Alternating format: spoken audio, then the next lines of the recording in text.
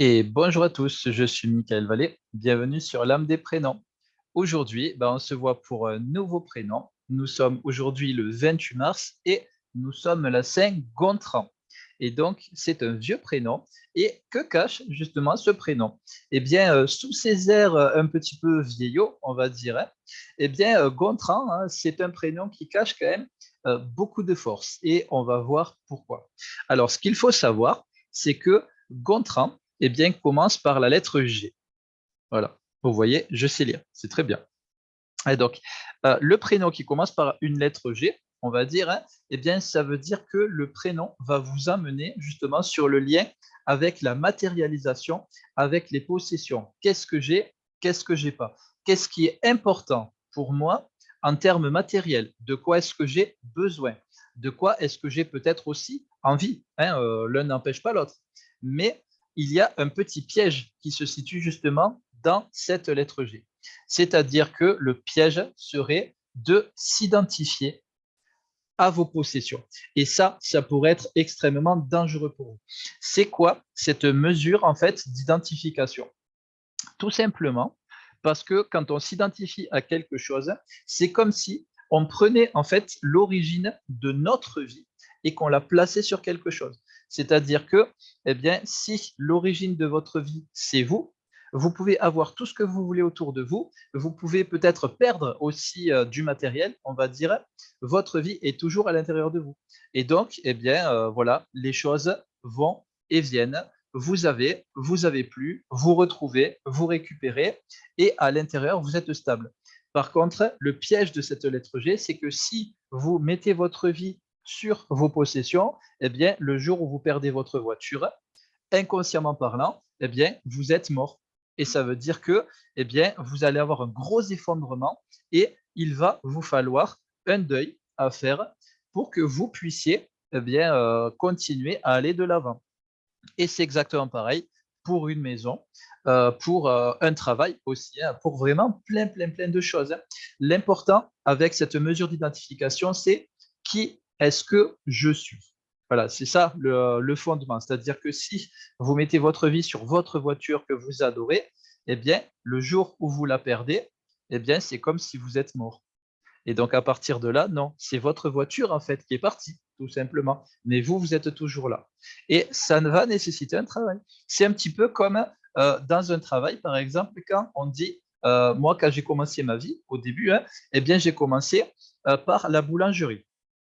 Et du coup, eh bien, il y a beaucoup de monde autour de moi qui me disait, ben, moi, je suis boulanger. Voilà. Le problème, c'est que certaines personnes, comme moi, ont développé des allergies à la farine. Et donc, à partir de là, ils devaient arrêter la boulangerie. Mais comme ils étaient boulangers et pas qu'ils faisaient de la boulangerie, c'est deux choses différentes. Moi, dans ma vision, je faisais de la boulangerie. Et donc, le jour où j'ai arrêté, j'ai fait autre chose, tout simplement.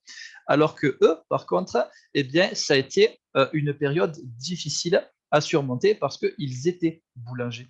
Et donc, forcément, pour faire autre chose, c'est beaucoup plus difficile dans ce cas-là. Voilà, en fait, c'est comme ça que toutes ces mesures d'identification vont se mettre en place.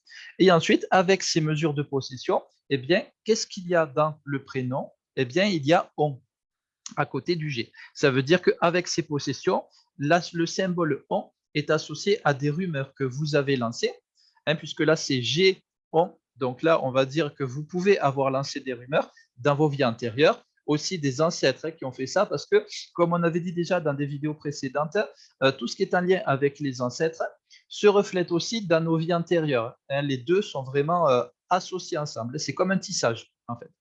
Et ce qui fait que, eh bien, vous pouvez aussi avoir subi des rumeurs dans vos vies antérieures comme vos ancêtres.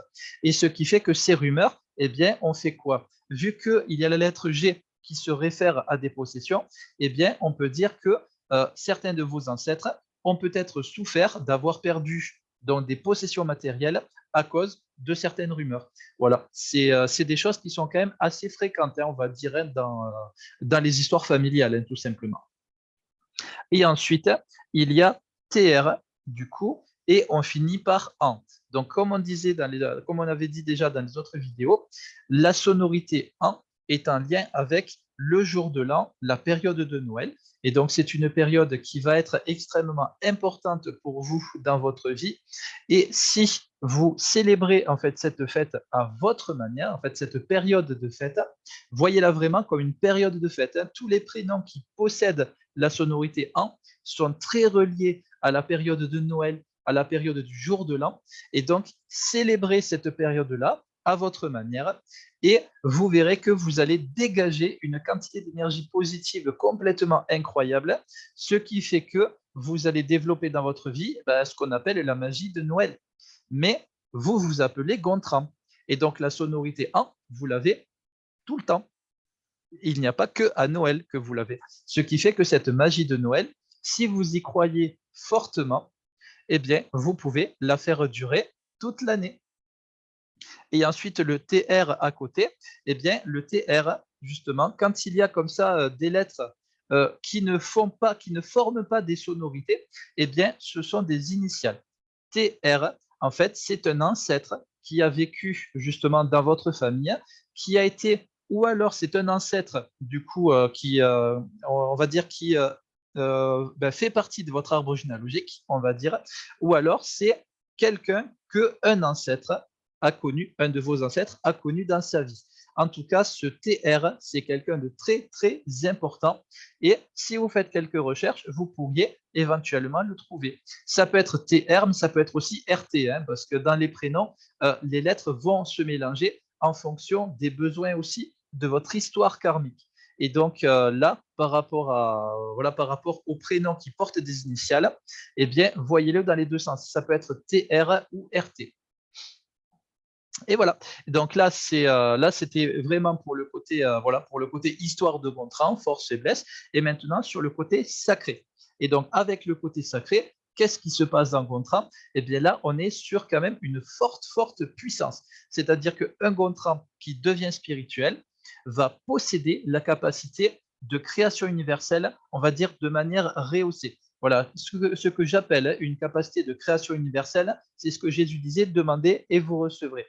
Vu que dans Gontran, il y a la lettre des possessions, comme on disait. Il y a cette magie de Noël qui fait que, eh bien, on peut tout demander au Père Noël. Eh bien, pour un Gontran, l'univers, voilà, avec toutes les énergies qui la constituent, c'est en fait le Père Noël.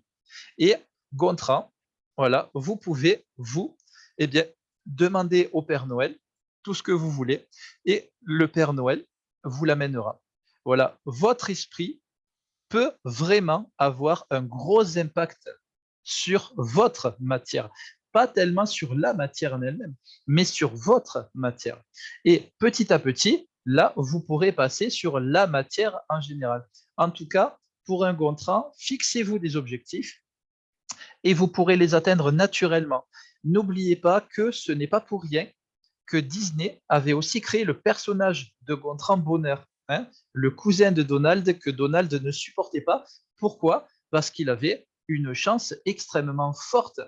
Et ce qui fait que le personnage après a développé un gros ego par rapport à ça. Mais sur la base, ce Gontran était capable de quoi? Il pensait à quelque chose et cette chose arrivait. Et donc, on n'est pas sur le fait de gagner quelque chose, on est sur le fait simplement de demander et ensuite de recevoir. Gontran Bonheur était sur le côté recevoir. L'inverse de Donald. Donald était sur le côté faire et pas beaucoup recevoir. Et vous, justement, votre défi, ça va être de renverser la vapeur, de renverser cette tendance-là. Vous allez voir en fait qu'en développant la foi dans votre vie, l'univers va vous donner énormément de choses à condition d'accepter de recevoir ces choses-là, tout simplement. Voilà, eh bien, Gontran est un prénom au final de réception universelle. Et c'est plutôt fun quand on commence à expérimenter ça. Vous allez voir, je l'ai testé, je le fais depuis plusieurs années et je l'ai approuvé.